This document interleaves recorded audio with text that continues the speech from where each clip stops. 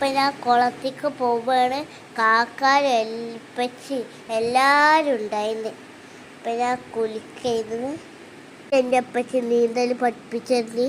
കുറച്ച് നീന്തൽ പഠിച്ചിക്കള്. ഇവിടെ കുറേ കാക്ക, ഇവിടെ കുറേ വലിയ മീനുകളുണ്ട്. ബാക്കി നിങ്ങൾ കാണും ഗൈസ്.